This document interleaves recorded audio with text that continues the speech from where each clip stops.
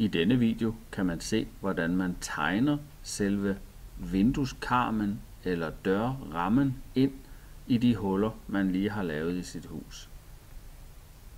Vælg Orbit og flyt tegningen derhen, hvor man kan se selve hullet.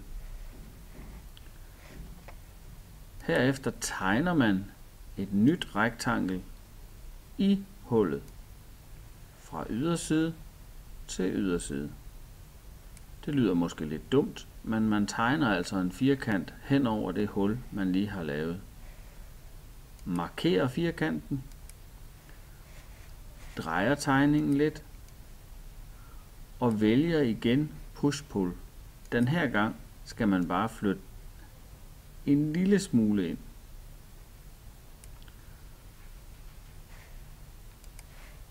Så kører jeg lidt tilbage, vælger igen og drejer tegningen og ser vindueshullet fra den modsatte side.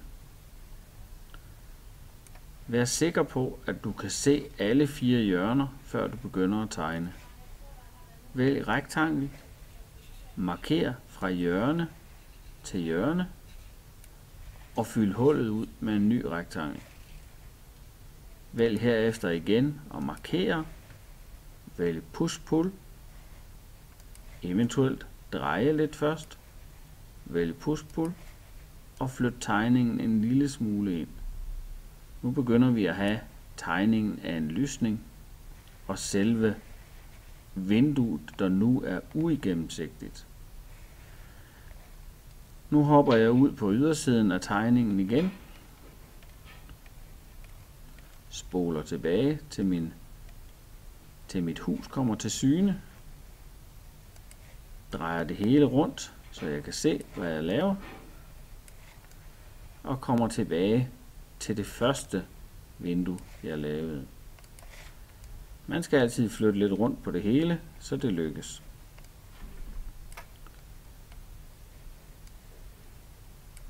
Så er vi vist ved at være der.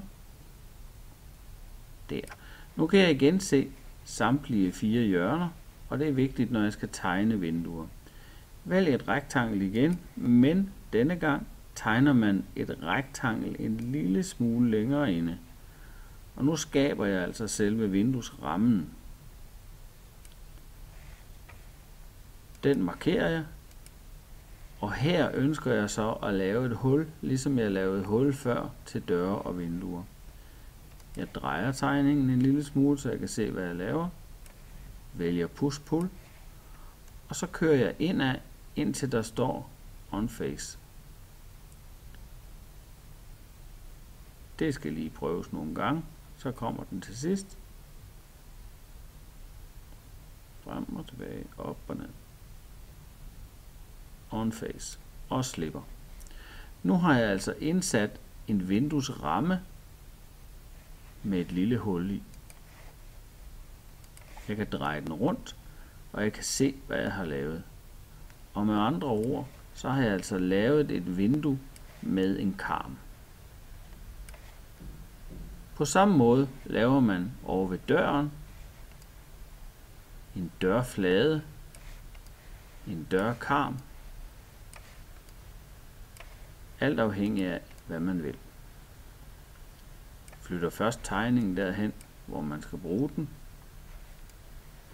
Kører lidt frem og tilbage, så man kan se, hvad man laver. Og her er vi så. Alle 4 hjørner er synlige, og der tegner vi et rektangel hen over det hele, fra hjørne til hjørne. Det rektangel flytter vi lidt indad, først ved at markere det, vælge push-pull og trække det en lille smule ind. Så drejer vi tegningen rundt og kommer ind på indersiden, flytter tegningen, så vi kan se, hvad vi laver, og kommer nu tæt på, så vi kan starte forfra fra indersiden af.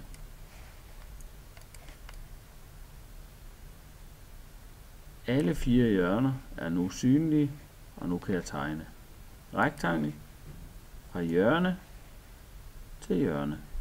Slippe markere, eventuelt dreje en lille smule, push-pull og køre den en lille smule indad.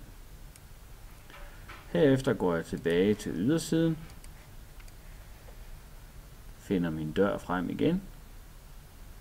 Alle 4 hjørner er synlige, og nu ønsker jeg at tegne en rektangel et lille stykke inde.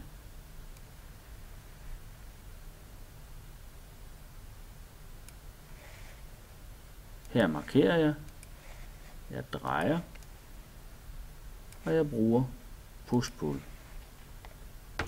Nu kører jeg indad, til den til sidst sidder on face. Frem og tilbage nogle gange, og så kommer den. On face og slipper. Nu har jeg lavet en dørkarm, som sidder i det hul, som jeg havde lavet før, fra begge sider. Jeg har lavet et vindue, som sidder i det hul, som jeg har lavet før.